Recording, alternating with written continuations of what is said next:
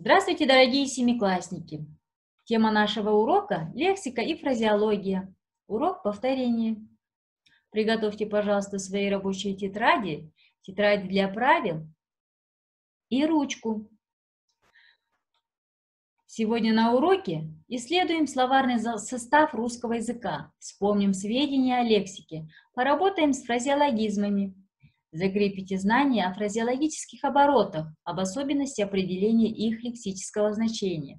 Разовьете формирование умения определять лексическое значение слов, усовершенствуете навыки работ со словарями, разовьете речевые навыки, воспитаете уважительное отношение к богатству и разнообразию словарного запаса языка. Все наше общение происходит благодаря словам. А задумывались ли вы когда-либо, что такое слово? Слово – это основная единица языка. Оно представляет собой звук или сочетание звуков. Слово имеет значение и служит для названия предметов, действий, признаков предметов, состояния предметов, их количества и так далее. Каждое слово имеет значение. То, что слово значит, и есть его лексическое значение. То есть слово соотносится с разными явлениями действительности. Например, автобус – это многоместный автомобиль для перевозки пассажиров. Все слова любого языка составляют словарный состав этого же языка, то есть лексику. Рассмотрим лексическое значение слова «дом». Дом – это династия, род. Дом – это жилое здание. Но есть третье значение. Дом – это семья, люди, живущие вместе, их хозяйство. Как видим, это слово имеет несколько значений. Отсюда можем сказать, что слова, которые имеют одно лексическое значение, называются однозначными, а слова, имеющие несколько лексических значений, называются многозначными. Определим лексическое значение слова «запах». Запах цветов, приятный запах. В обоих случаях слово «запах» имеет следующее значение – свойство чего-нибудь, воспринимаемое обонянием. Теперь рассмотрим значение слова «рукав». Это слово многозначное, так как имеет несколько лексических значений. Например, рукав реки – ответвление от главного русла реки. Рукав – часть одежды, покрывающая руку. А есть пожарный рукав – шланг для передачи жидкости. Подведем итог. Слово «запах» однозначное, так как имеет только одно значение. Свойство чего-нибудь, воспринимаемое обонянием. Но слово «рукав» многозначное, так как имеет несколько значений. Далее нам предстоит вспомнить, что называется прямым и переносным значением слова. Прямым значением слова называется его основное лексическое значение. Переносное значение всегда возникает на основе прямого. Например, слово «лента». Толковый словарь Ожегова объясняет слово так. Лента – узкая полоса ткани, по продольным краям закрепленная тонкой кромкой. Бант из ленты – это прямое значение. Лента дороги – это переносное значение. Как видим, на основе лексического значения длинная узкая полоса возникло выражение «лента дороги». Запомните, ребята, что от многозначных слов следует отличать омонимы. Это слова, которые относятся к одной и той же части речи. Рассмотрим их разновидности. Лексические омонимы – это слова, которые полностью совпадают в написании, произношении и грамматическом оформлении. Например, коса для косьбы травы и коса – это девичья коса. Омоформы – это слова, которые совпадают только в определенной форме. Например, мой лицо, мой свитер. Они принадлежат разным частям речи. Омофоны – слова, которые совпадают только по звучанию. Лиса – лиса. Омографы – слова, совпадающие только в написании. Например, атлас – это карта, атлас это ткань. А вот синонимы отличаются тем, что это слова одной части речи, близкие по значению, но разные по звучанию и написанию. Например, культурный, цивилизованный, современный. Эти слова пишутся совсем по-разному и звучат по-разному, но близкие по значению. Рассмотрим еще один пример. Идти – это шагать, идти широким размерным шагом. Ступать – это идти медленно, осторожно, тихо. Ну и плестись – это идти устало, еле-еле, из последних сил. Эти синонимы составляют синонимичный ряд, в котором слова различаются оттенками лексического значения. В основе понятия антонимы лежит противопоставление.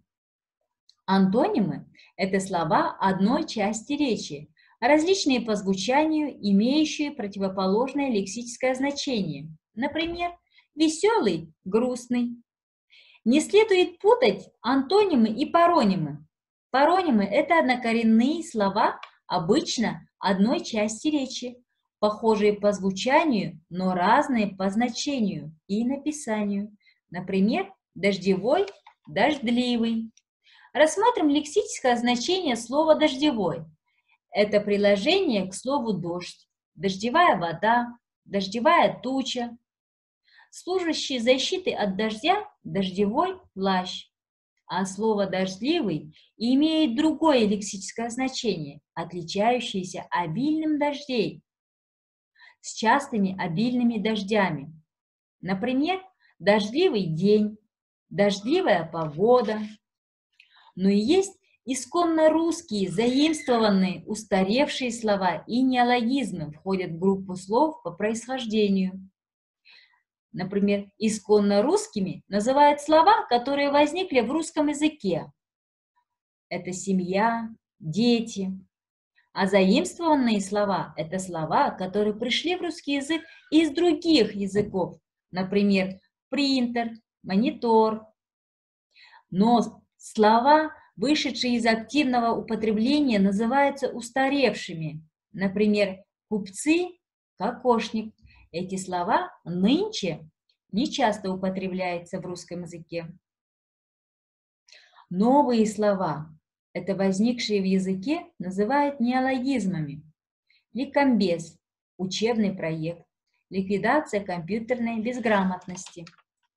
Мерчендайзер – товаровед, человек, представляющий торговую компанию в торговых сетях, чаще всего в супер- или гипермаркетах. Клининг – это уборка. По сфере употребления слова в русском языке делятся на общеупотребительные и ограниченные в употреблении. Общеупотребительные – это слова, которые употребляются всеми людьми, независимо от профессии и места жительства. Например, воин, мир, мама, дочь, день, родина. К ограниченным в сфере употребления относятся диалектизмы, профессионализмы, жаргонизмы. Возобновим каждое понятие из них. Диалектизмы – это слова, употребляемые только жителями определенной местности. Например, что такое бурак? Оказывается, он же и свекла. Бульба при ближайшем рассмотрении оказывается картошкой. Непонятное слово качет. Оказывается, это петух.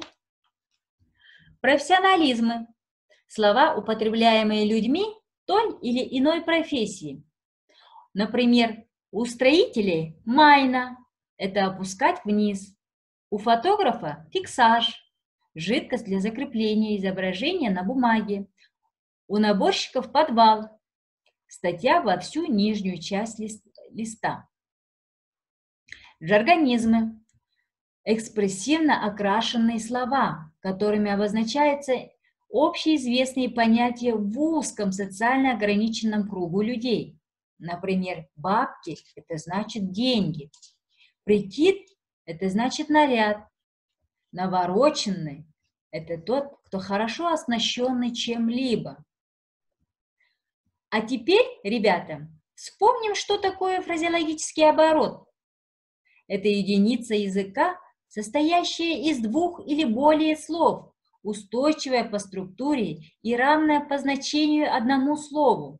Основным свойством фразеологизма является воспроизводимость. Это значит, что фразеологические обороты не создаются по воле говорящего, а воспроизводятся готовыми.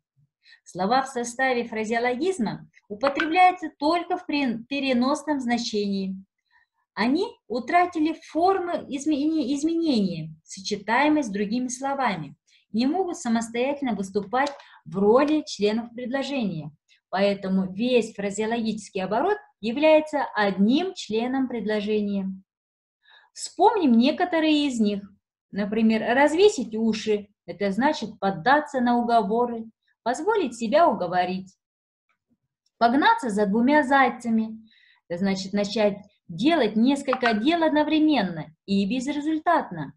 Сесть в галошу – попасть в неприятное положение. Итак, мы повторили основные понятия разделов лексика и фразеология. А теперь давайте попробуем ответить на следующие вопросы. Какие определения по теме лексика и фразеология вы сегодня вспомнили? Что было особенно интересным на уроке? Что показалось вам сложным, непонятным? И достигли ли мы поставленной цели? Домашнее задание. Первое. Вам нужно вспомнить животное, о котором идет речь в каждом фразеологизме, и дописать вместо точек. Второе задание. Определите омонимы. Например, бывает торговая, бывает деревянная. Что это может быть? Это лавка.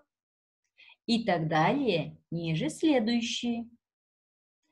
Спасибо за урок. Всего хорошего.